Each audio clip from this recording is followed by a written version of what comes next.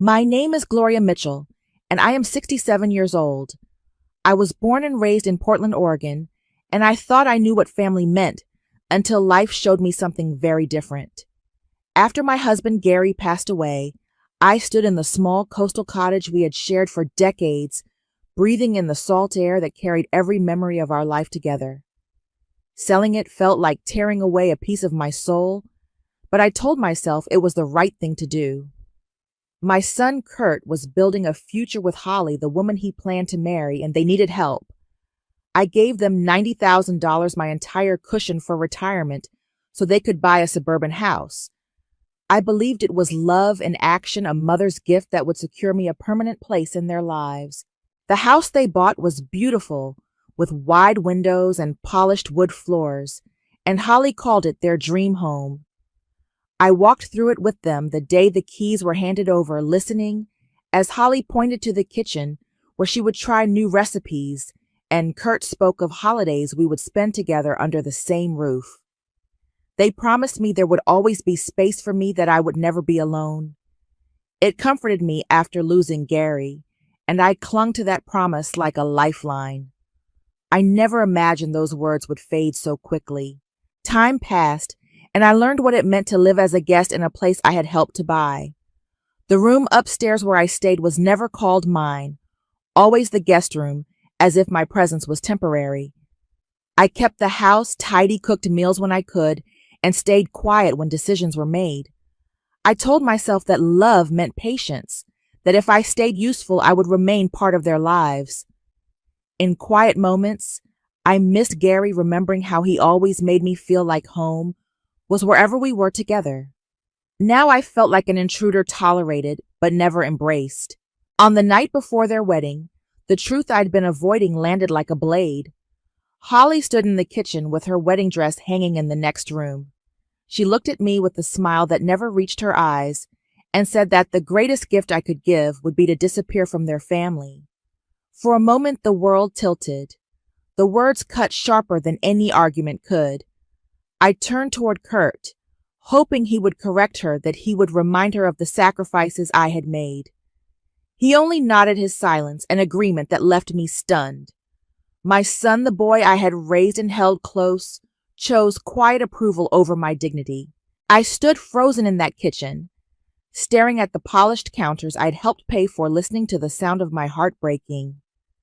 I felt heat rise in my face, but my voice stayed calm, because falling apart in front of them would give them exactly what they expected. Holly's expression told me she believed I would beg or cry, something she could later laugh about with her friends. Instead, I held myself still, the sting of betrayal burning deep. It was as if the life I had built with Gary, the years of hard work and saving, had been dismissed with a single careless line. Later, I went upstairs to the room I had never been allowed to call mine. I pulled my suitcase from the closet and began folding my clothes slowly, each shirt and sweater feeling heavier than its weight.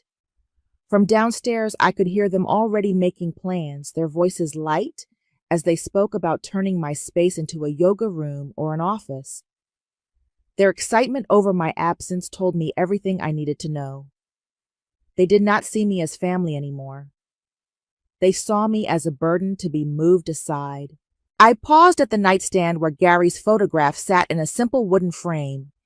His eyes, steady and kind, met mine through the glass, and I felt the ache of missing him rise fresh in my chest.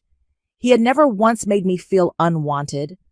With him, home was not a building or a room, but the assurance that I mattered. I brushed my fingers across the frame and whispered softly that I would not go down without a fight.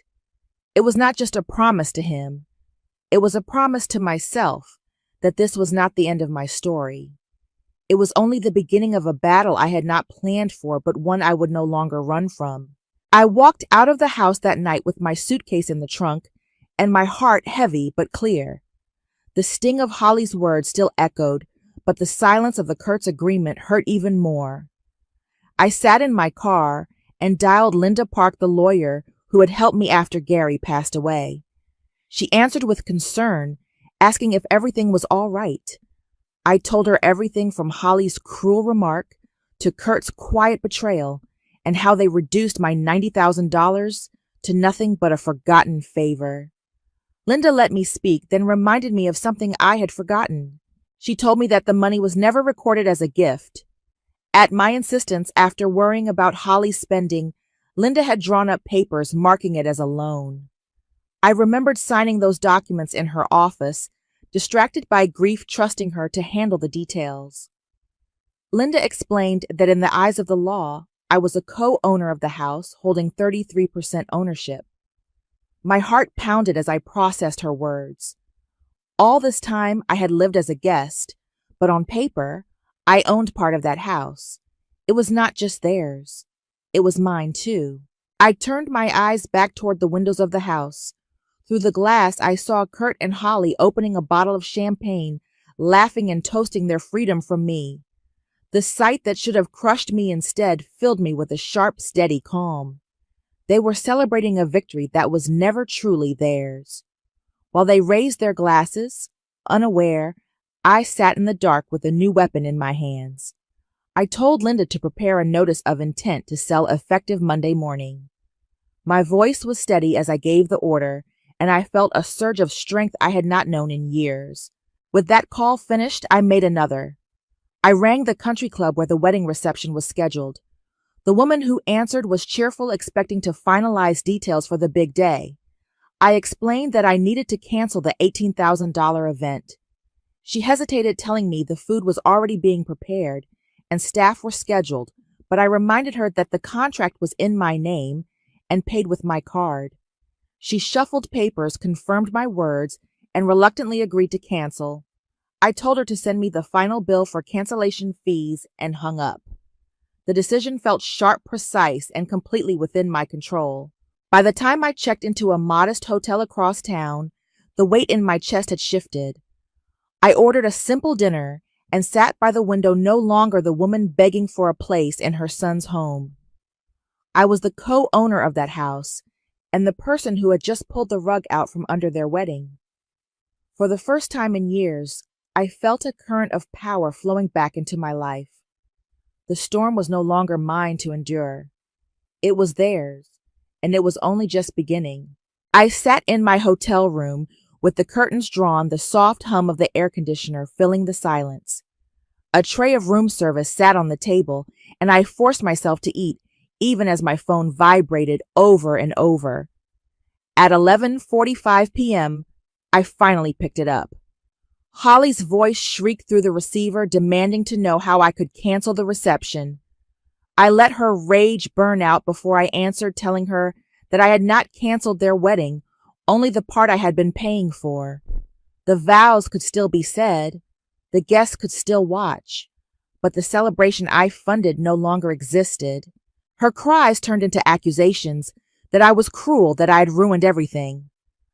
I spoke with calm even as my heart pounded, reminding her that she had asked me to disappear and I was only honoring that request. The silence on the other end told me she had no answer, so I ended the call and turned off the ringer. For the first time in years, I slept without feeling trapped in someone else's house. The next morning came with a knock on the hotel door. I opened it to find Kurt standing there, his shirt wrinkled, his tie missing, his eyes red from lack of sleep. He pushed his way inside, begging me to reconsider. He spoke of guests flying in, of reputations on the line, of the shame Holly was drowning in. I sat him down and reminded him of numbers that did not vanish with his pleas. $90,000 for the down payment. $40,000 for endless emergencies. A total of $130,000 taken from me without gratitude. I told him again that I owned 33% of the house and that I was ready to act on that ownership. He paled, his shoulders slumping, but still he asked if there was another way. I repeated the truth. Either they bought me out or the house went on the market. I would not carry them anymore. I would not be erased. By the afternoon, the local news carried a story about a wedding disaster at a country club. The footage showed a bride in a white gown, sobbing on the steps, her family whispering frantically in the background. Viewers saw chaos, embarrassment, and ruined plans. What they did not see was the woman in a hotel room across town, sitting tall with quiet satisfaction. Justice had finally begun to take shape, and for once it was in my favor. The call came the next morning. A police officer informed me that a report had been filed claiming I was a victim of elder abuse and possibly suffering from cognitive decline. I agreed to meet them without hesitation, sitting across from Detective Ramirez in a quiet office at the station. He asked careful questions, taking notes as I slid a folder across the table. Inside were bank statements, wire transfers, and canceled checks. I showed him the $90,000 down payment and the $40,000 in so-called emergencies. I explained how those payments had kept Kurt and Holly afloat, while they told me I was nothing but a burden. The detective studied the records and then asked about the house. I placed the deed in front of him, my name clearly listed as co-owner with 33% ownership. His eyes lifted to mine, calm and steady, and he told me I was in full control of my faculties. There was no sign of confusion. He said what he saw was not incompetence, but a pattern of financial exploitation. I thanked him and left with my folder in hand, walking into the afternoon sun with a sense of validation I had not felt in years. A few days later, we all sat in Linda Park's office, the air heavy with tension. Dark wood shelves lined with law books framed the space, and the polished table between us felt like a battlefield. Kurt sat stiffly beside Holly, who had lost her usual glow. Her eyes were swollen from crying, and her hands twisted in her lap. I sat across from them, calm but unyielding. Linda spread the documents before us, her voice even as she explained the reality. Gloria owns 1/3 of the house. The money was never a gift. The law is clear. I leaned forward and gave them two choices. They could buy me out for $100,000 or $5,000, or we could sell the house and split the proceeds according to ownership. The silence stretched until Holly broke it with a sob, calling me cruel, accusing me of destroying their lives. My voice stayed steady as I answered, "Boundaries are not cruelty. They are survival. I will not be erased." Kurt looked at me with a mix of anger and confusion, but before he could speak, Holly admitted something that made the room shift. She said she had grown up with eviction notices taped to the door, with her mother hiding from landlords with the fear of being put out on the street. That fear never left her, and when she saw me living under their roof, she felt that fear twist into resentment. She confessed that her words came from panic and not from hatred. For the first time, I saw not just the entitled young woman, but the frightened child inside her. I let her words sit between us, then told her fear explains behavior but does not excuse it. Everyone has a story, but cruelty is still cruelty. Kurt dropped his gaze, his shoulders slumping under the weight of truth. Linda spoke again, reminding them that a decision had to be made. I offered a final measure of mercy.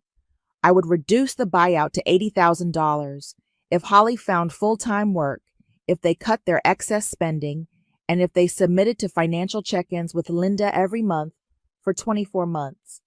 Kurt rubbed his forehead, whispering that it was impossible, but Linda reminded him that the alternative was losing the house altogether. Holly wiped her eyes and nodded, saying she would take the job, any job, if it meant keeping a roof over their heads. Kurt finally picked up the pen and signed the agreement, his hand shaking as the ink touched the page.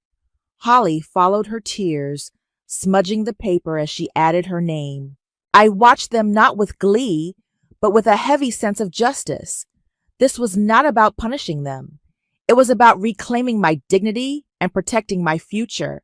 When Linda filed the documents, the deal was sealed. For the first time in years, the balance had shifted. I was no longer the unwanted guest in their house. I was the woman who owned part of it and who had finally drawn a line that could not be crossed. 6 months later, I wake each morning to the soft ripple of water on Lake Washington and the quiet of my own apartment.